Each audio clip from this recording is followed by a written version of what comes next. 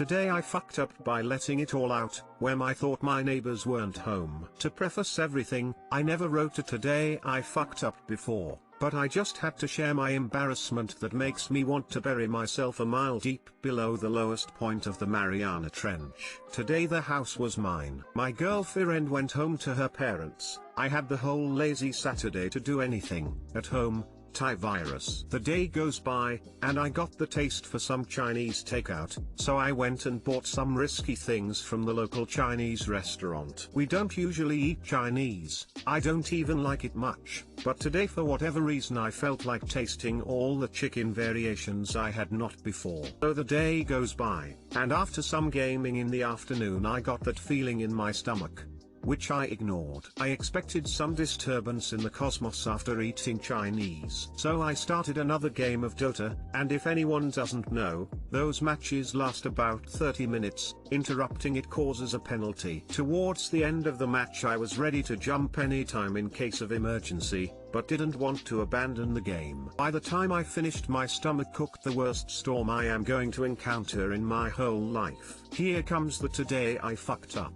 I live in a condominium, where the walls are paper thin. Sometimes I can hear the neighbor's muted phone buzzing when called. That thin. My only neighbor is a young couple. I hadn't seen their car in the parking lot all day, so I thought they must be out somewhere. For this reason I thought I can just let all demons escape as loud as they want, and get it over with as soon as possible. I sat down on my toilet. It is in a small, separate room. It usually enhances voices from my neighbor. I have no idea why. But at that moment I heard a kid giggling from my neighbors. Then the neighbor's woman and another woman conversing. FML. There was no going back. I already sat down, and the process was irreversible. When all gates of hell opened, and all horns of the devil were blown, the small room shook from the sound. I let out the dankest, wettest, loudest, longest fart I have ever let out. The giggling stopped. The conversation halted. Time froze. The only thing continuing in the universe was my face melting from embarrassment. From then on, I heard no more happy noises from my neighbors. Just silence. But I wasn't done. That was just the beginning. What came after it is a complete symphony of vas. As my stomach was blowing up, I tried fighting back the demons as hard as I could. I tried clenching as hard as I can, but that just altered the pitch, and made an even more ridiculous, higher sound. Then I thought, maybe if I relax my ass it all comes out as one smooth gush. No, it was just more throaty, bass-wide deeper sound. I was giving a complete ass concert to my poor neighbor and her guest, that they didn't sign up for. A jet isn't this loud,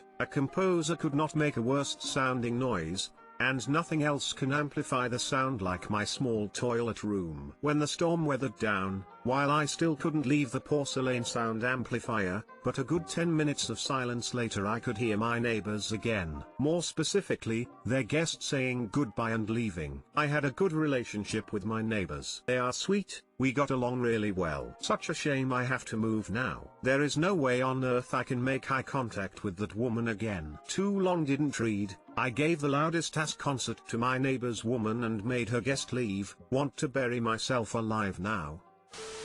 Made me laugh. Thanks op. Absolutely hilarious! Exclamation mark. Definitely mortifying. But, as a neighbor there are worse sounds. Sorry for your embarrassment. This is a byproduct of plumbing and enamel properties. Don't think it is a valid reason for moving now. Friend, you have asserted your dominance, the horns of victory have already been sounded. Enjoy your newfound superiority, for it will not be broken until flatulence of greater intensity is created to challenge your almighty fart of war. Making a home with walls that thin should be illegal. There are code requirements in many, if not most, places regarding sound transmission through party walls. No biggie. Everybody farts, and sometimes they are elephant trumpets. Everybody. No need to move. Get over it. Today I fucked up by shooting a blood-soaked tampon out of my vagina in a crowded room. Not today but a year ago. I was in pediatric hospital with my 4-year son. who had been suffering from a mysterious virus for weeks and was getting sicker and sicker. My meal was there for moral support. The waiting room was ridiculously crowded and all the toys were being smashed around by coughing, vomiting kids, so I decided to sanitize my son's hands using the wall dispenser. As I lifted him up, I felt a sudden squirting sensation. Whichever muscles were involved in lifting up my son had somehow shot my blood-filled tampon out of my vagina like a cannon. Good news, I was wearing black pants, so any staining would be mostly invisible. Bad news, they were loose black pants, and with every awkward step I took towards my mother-in-law, the saturated tampon was working its way out of my thong. I dumped my son on my mill and ran towards the only available toilet, a single mother and baby cubicle in the corner of the crowded waiting room. New problem, the lock wasn't working. So I leaned against the door, extracted the tampon, threw it in the waste bin, inserted a new one, and stepped away from the door to grab some paper towels, as by now the blood had run down my leg into my black sock and black shoe. At that moment, the door burst open and another mother entered with her kid, his pants already coming off, clearly in a hurry to pee. I'm sorry, I know I should have supported her child's toilet dash, but I just yelled get out and brandished a fistful of blood-stained paper towels, my pants around my ankles, my thighs streaked with blood, in full view of half the people in the waiting room. After a half-assed attempt at cleaning myself up, I washed my hands and exited the cubicle, all eyes on me as I walked across the waiting room to my kid. Too long didn't read, I shot a tampon out of my vagina and everyone in the hospital waiting room got to see the result. VG47. This story rating VG13. I had something similar happening to me. I was 9 months pregnant and has a laughing fit, my water broke. You laughed yourself into labor, about today I fucked up and uplifting memory you can treasure forever. I squeezed out a saturated tampon and traumatized dozens of sick kids with my blood-streaked legs. I fail to see the similarity, but appreciate the attempt at solidarity. That story really made my late night/early morning. Sometimes I wonder if I would be able to actually live as a woman. I do love my very uncomplicated genitals. TBH, I've always found it endearing, the affection men have for their own genitals. Do you do parties too? Well, that sounds bloody awful.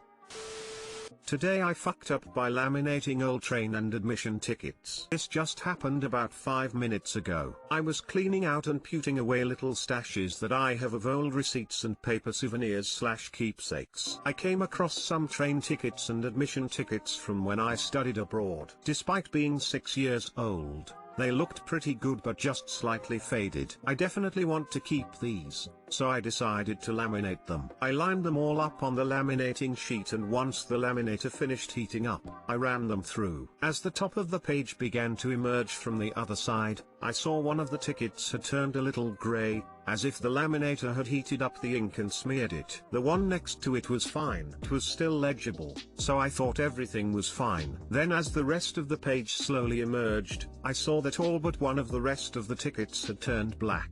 They look like they've been through a chimney. They looked pristine before I laminated them. Now you can kind of barely read part of them if you look hard enough. After this, I learned that the process by which most receipts are printed nowadays is called thermal printing. If I had known it was called thermal printing beforehand, I might have had reservations about laminating them and prevented their destruction. Not a catastrophic consequence, but kinda sad and disappointing. TL, Doctor, laminated keepsakes, laminator heat turned them black. Edit, a letter. That sucks. Had something similar. Had to return something and put the receipt on the dash of my car so I could find it. I have a clip on my dash to hold papers down. Well, by the end of the day, in the hot summer sun, the paper turned all brown and when I tried to return it, I could only show the brown paper that resembled a receipt. I got lucky cause they were able to pull the receipt using my credit card number. Sorry to make things worse, but you can get laminating sheets that don't require heat. We use them for our pool passes. Yeah, I remember using those for school projects as a kid. If I'd known the paper was heat activated, I would have done that instead.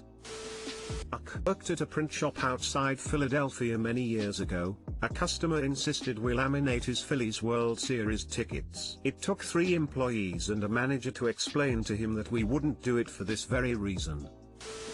As soon as I read the title, I knew exactly where this was heading. It's the same process with register receipt paper. Sorry for your loss. Thanks. I'm just glad I learned this lesson without destroying something truly important. One of my favorite things about working retail is that no one really knows this, so they'll always whine that their printer ran out of ink but it doesn't use ink, and they are either out of paper or they put the roll in backwards. I actually had someone rip all of the wires out of a receipt printer and bring it to me because it ran out of ink. And after having ripped out all of the wires he ran out of heat, too. Smile.